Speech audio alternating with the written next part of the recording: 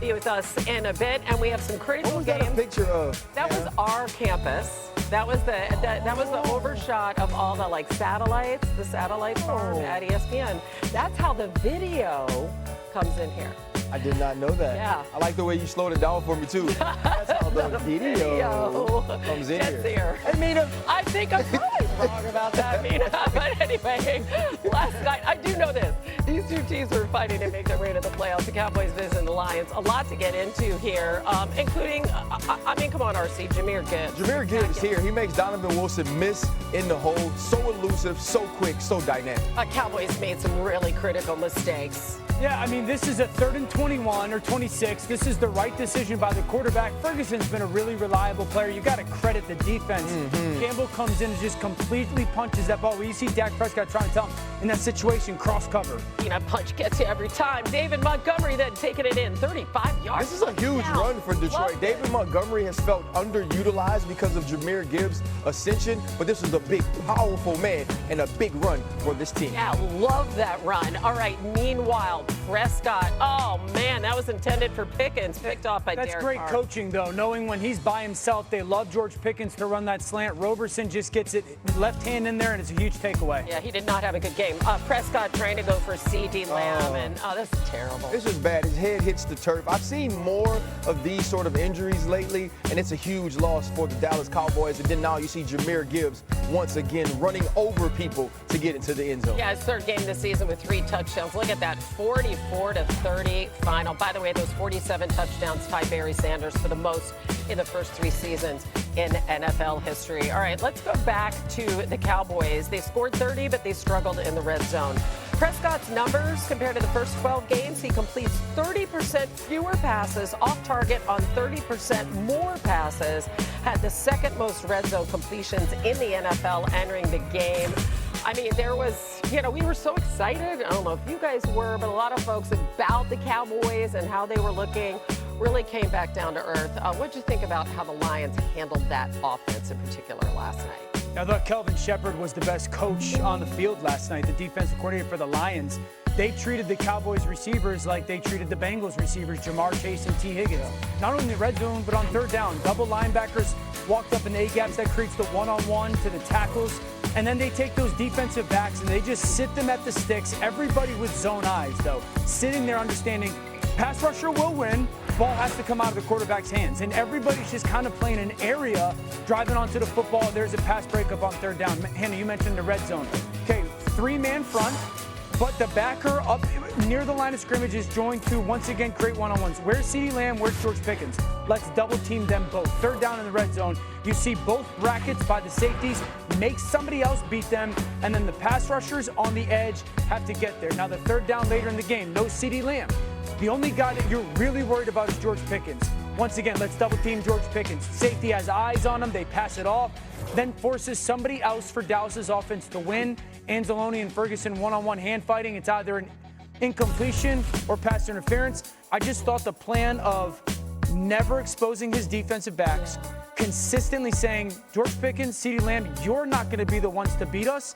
I thought the plan was just fantastic by Kelvin Shepard, and it's the reason why they slowed down this potent offense. The thing about the plan was it was a plan with no ego. Right? It wasn't like we have done these things all season. We played a ton of man all season. No, he made the right call based on the roster that was on the opposing sideline. Yeah, putting people in position to succeed, which is what all the great coaches do. But this is terrible news for Jeremy Fowler. The test this morning confirming that star safety Brian Branch has torn his Achilles. This is a big hit. This is huge. When you lose a player like him, so physical, so versatile, this is really going to affect the way that Kelvin Shepard calls defense. And there were so many times where they could stay in base personnel against 11 personnel, which is 3 wide receivers and 1 running back, because you knew that Brian Branch could come down and cover the slot. So this changes a lot for this team, and it really starts to make you feel a little bit like you felt last year down the stretch. Will they start losing these important pieces as the playoffs approach? Is there wood anywhere we can knock on? Because that was terrible at the end of last season. Let's talk about the offensive side of the ball, Amina, before we wrap on the Lions, because this is their 3rd game this season of 40-plus points. So what did you like about their game plan? Yeah, I mean, I agree with the guys about Kelvin Shepherd, but I also thought Dan Campbell did a brilliant job calling this game and leaning into the Lions' best advantage going into this, which was their pass catchers with the ball in their hands over the middle of the field, pulling away from the Dallas DBs and mitigating that pass rush, which was a concern. So coming into this game, the Lions on early downs had a called pass rate that ranks 31st in the NFL. We know that this is a run-heavy team. Completely switched it up, in this game and had an extremely pass-heavy game plan on early downs that would have ranked 7th over the course of an entire season, by the way.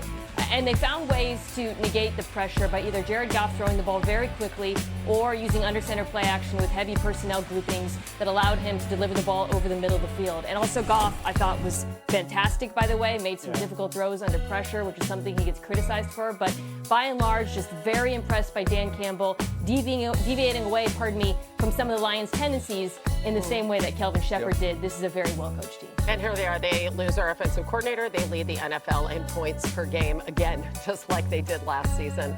All right, let's talk about top spot in the AFC North on the line this weekend when the Steelers visit the Ravens. The good news for Baltimore, Lamar Jackson was back in practice today. He missed Thursday's practice with an ankle injury.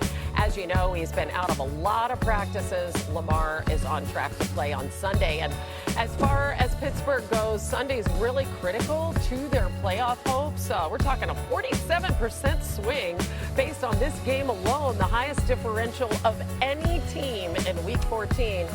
Looking at the team numbers more closely, the Steelers have a 64% chance to make the playoffs if they win. If they lose, only a 17% chance. The Ravens up to 75% if they win at home. We're lucky enough to have Steelers reporter Brooke Pryor with us. What's up, Brooke? Yeah, Brooke, we were doing Vibe Check earlier today. That's coming up on Disney+. Steelers have lost 5 of their last 7 games. What's the vibe there? And people calling for Mike Tomlin to be fired? Yeah, the vibe is not great. I think a moment in practice earlier this week illustrated that. Look, I'm just going to be blunt about it. Look, during practice, they moved practice indoors for every day this week. That was something that Aaron Rodgers asked for because he talked about it being way too cold outside. And Mike Tomlin said, yeah, look, I like to practice in the elements until we're in survival mode, and then maybe we can go inside. So the Steelers, of course, are in unfamiliar settings, or at least not their usual settings. They have a different aux system set up, and we're listening to Spotify warming up, and then all of a sudden there's an ad that's playing. You don't usually hear ads during warm-up music practice, so that's very uncharacteristic, but things are off the rails a little bit in Pittsburgh, right? And then at the end of practice, Aaron Rodgers was throwing a pass and a reporter caught it on the sideline. That was not his intended target. So things could be better. Making matters worse, Kyle Duggar is out this week. Goodness. Hand injury. Derek Harmon, the rookie defensive tackle, who was drafted in a direct response to the Ravens rushing all over the Steelers in that wild card game, is also out for the second straight week with a knee injury. Yikes. Well, first off, What else you got? That's all the bad news. The Spotify premium note. well, first off, guys, that means that the Rooney family is still frugal. Right? They haven't let 6 Lombardis go to their heads. Right? They understand that in this society, in this economy, right? You have to be thinking toward the future. That's exactly right. They got to listen to one ad, then so be it during stretch. Now, I think, man, she talked about it not being great. Like, let's be honest, it's bad. You can tell from Mike Tomlin having to acknowledge that he shared the frustration of the fans that were screaming, fire Tomlin. Aaron Rodgers calling out the wide receivers and the people who aren't showing up to extra meetings or who aren't getting the adjustments at the line of scrimmage. That's not the sign of a team that's together. That's not the sign of a team that has their arrow pointed upward. And then now when you go into this matchup against the Baltimore Ravens, you're playing a team who, at least on paper, is much better, even though they haven't been playing that way. If I'm the Baltimore Ravens and I look at that film from last week and I say even in 11 personnel, they were able to run the football down the throats of the Pittsburgh Steelers, that's where my game plan starts. And on the other side of the ball, this is a team offensively that hasn't been able to create explosive passing plays. And so can you use Kenneth Gainwell? Can you use guys like Jaylen Warren in the pass game to attack the linebackers of the Baltimore Ravens? Because to me, that's the only place I feel the Pittsburgh Steelers have a win, because outside it's going to be DK Metcalf or bust. And Aaron Rodgers has been trying to get the football out of his hands early, and when he does it, he isn't moving as effectively as he moved early on. Obviously, he's injured as well, and he wasn't expected to come in and be the savior because we were supposed to have a fabulous defense. I mean, supposed to have is harsh. I was going to say, you're not the highest paid defense and not supposed to be. Second highest paid and oldest, starting on average at 29 years old. All right, let's go Pittsburgh. Here we go. Defensively, they're allowing the 5th most points per game. Yeah, so what concerns you? Well, a lot. I would say Ryan talking about that tape from last week. And now listen, Buffalo got basically into this formation. They ran essentially the same play 29 times. That's embarrassing. If I had to pick one clip to illustrate what is the starting point problem with this Steelers run defense, it would be this one. I don't play defense